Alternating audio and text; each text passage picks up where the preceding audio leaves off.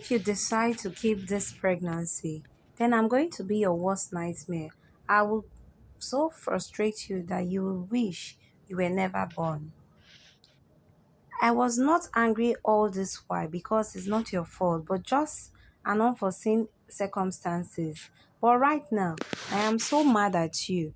You are making me feel you planned everything yourself. Mimi, planned what? Collins, the rape. I guess you enjoyed yourself. After all, you tested for different manhoods just one night. Oh, I meant five. Mimi, can you hear yourself? You are now insulting me indirectly. Collins, you are already an insult for choosing to keep that bastard inside you. Mimi, please stop hurting me this way. You are driving me crazy with those words. Collins, you haven't seen anything. There is still time for you to get rid of that bastard inside of you. Mimi stood up and pushed Collins from the room. She locked the room door from inside. Collins smashed the door, but Mimi didn't open. She just sat down at the back of the door, crying. She slept up there till the next day. Colin stopped going to work. He just wanted to be home to torment Mimi till she agreed to terminate the pregnancy. But all his words accusation were not affecting Mimi because she had decided she won't abort the child. That's final. Collins frustrated Mimi to the extent he brought different women to their house to sleep with. He comes home drunk at times and keeps calling Mimi a cheap slut. Mimi continued to bear the torment and torture till she finally put to bed. Mimi gave birth to a baby boy. Even after giving birth to the child, Collins continued humiliating her and the child. Collins did not touch neither get close to the child to see how or what he looks like. He kept calling the child bastard and Mimi the mother of a bastard. One fateful day, Mimi went out to get baby food. She is having poor lactation. The little baby was fast asleep. After some time, the baby started crying. Mimi wasn't back here. The cry was too much.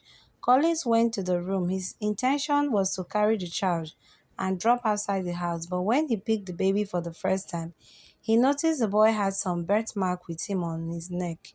He rushed and checked the baby's leg and saw another birthmark, same spot with his. Mimi walked in to see him holding the child. She rushed and collected the baby from him. Why is this child having same birthmark with me? Same spot I have mine. Is it possible this child is mine? Collins kept asking himself questions while leaving Mimi's room. How is this possible? Oh goodness, what have I done? What should I do? Collins went to his family doctor. He explained the birthmark coincidence to the doctor. Doctor asked him to bring the baby's hair sample for DNA test.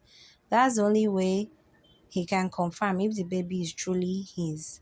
Collins managed to get the baby's hair and took it to the hospital. DNA test was conducted for him and the child. Him and on the child. It came out 99.9% accurate that the little boy is Collins's child. When Collins saw the result, he became stiff like a statue. Where do I start from? Will Mimi ever forgive me? If she forgives me, will I ever forgive myself for hurting and trying to bring different women to our house? What have I done to my wife? I haven't treated her well in the past month. I even asked her to about our child. He went back home to meet Mimi and the child. Collins, Mimi, please, can you ever forgive me for hurting you so much? Mimi, why is this sudden apology? What happened? Collins, please, Mimi, my love, my wife, my everything. Please, can you forgive me for hurting you this past month, for forcing you to terminate the pregnancy and other things I did to you? Mimi, you haven't answered my question. What happened all of a sudden that you are requesting for my forgiveness? Collins, I'll be frank with you. I noticed about a week ago that our baby has some same birthmark with me. So I conducted a DNA test some days ago. I found out that he's my son, our child. Mimi, so that's why you're apologizing to me.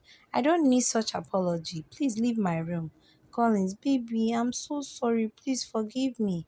Mimi, I already knew he's your son. I did a DNA test before you. I have been with you for years. I know you have those birthmarks. Immediately I noticed it on my child. I was curious. That's why I took your hair sample to conduct a DNA test on him. So I know before you, I kept quiet for specific reasons, Collins. So you knew. You could have just told me. I am really, really sorry for hurting you this way, Mimi. You are sorry because it's your child, not because you mean it. I will never forgive you. I will soon move out of this house so you have enough time for you and your numerous mistresses. After a few days, Mimi moved out of the house. When Collins went to work, she dropped a short note for him. Please, don't look for us because you won't find us. On getting back home, Collins went to look for Mimi and his son, but unfortunately, they were nowhere to be found. The house was empty. Then he stumbled across the little note she wrote. Please, don't look for us because you won't find us. He felt so empty. Where will I start looking for her? He asked himself. The next day, Collins called Mimi's mom to ask about her well-being and that of her husband. She said everyone is fine. Mimi's mom asked about Mimi and her grandchild from Collins. He said they were fine. Collins concluded, I doubt if she went there. If she is there, her mom won't ask about her from me. Let me call my parents. He called his parents and asked if Mimi was there, but they said no. Collins had been looking for Mimi for the past 4 months. He had no lead or clue to get to her. But he didn't give up. He continued asking all his friends and her friends in the university if they knew her whereabouts, but no news from her. One evening, Collins received a call from an unknown number. He picked. Collins, who am I on to, please? Mimi's friend. I am Nancy, Mimi's friend back in school. Do you remember me? Collins, wow, long time, Nancy. Who will forget Foodie Nancy? How are you doing? Mimi's friend. I'm fine, please. I don't have much time to talk. Just write this address down. Your wife is in my house and she has been here for months. Collins wrote the address down sharply. Thank you so much. I owe you a lot for this. Mimi's friend, please don't tell her I gave you this address. Thank you. Bye. The next day, Collins went to the address to see Mimi. Mimi is shocked to see him. How did you find this place? What are you doing here? Collins, dear, from a friend. I have been searching for you for long. Please forgive me. I can't live without you, my dear. Mimi, I am done with you, Collins. Nancy, Mimi, please forgive your husband for the sake of your child. Collins, yes, dear. Please forgive me for our baby's sake. Mimi, which baby? Same baby you asked me to abort? Same baby you maltreated me during his pregnancy? I just can't forgive you. Please leave. Nancy, to err is human, to forgive is divine. This child is a gift from God to bring you both together. It's time to forgive him. It's been so many months already. Your son already needs his father's attention, love, and care. Mimi, if he agrees to my conditions, I will forgive him. Collins, I accept any condition. Please forgive me, my love. Mimi, Number one, you have to get a new house for us. I won't return to that house again. Number two, you have to forgive yourself and heal too. Number three, you have to see me as your wife, not the lady that was raped. Number four, you have to stop drinking and to be responsible. Number five, you will never hurt me or our son. Collins, I promise to do all and I will even do more. So far you forgive me and return back with me. I will buy a new house by this week ending. Then I will come pick you both. Mimi, I'll be waiting. I'm only forgiving you because you stopped me so many times from committing suicide. If not, I wouldn't have forgiven you. Collins, thank you, my love. I will go make arrangement for a new home. Then I'll come pick you guys by weekend. Mimi, I'll be waiting for you. Bye. Collins managed to arrange a new house for himself and his family.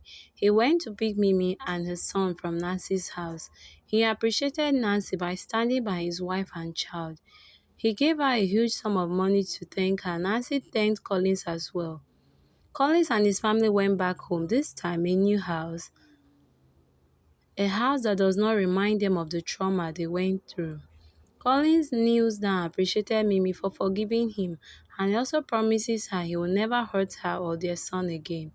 Both Mimi and Collins named their son God's gift, Collins took care of his family. With time, Mimi started having feelings for him again. Mimi did not only forgive Collins, but she was able to find peace and happiness once again. Collins showed her so much love that he erased the trauma of that night from her memory. The four armed robbers were shot on their last robbery. They all died shamelessly. Their bodies were used for practical by medical students, like lab rats in the university. Mimi also had more children from her husband Collins. Mimi and their kids lived happily ever after. The end. I hope you did enjoy this amazing story. Please don't forget to join us in our next video upload. Don't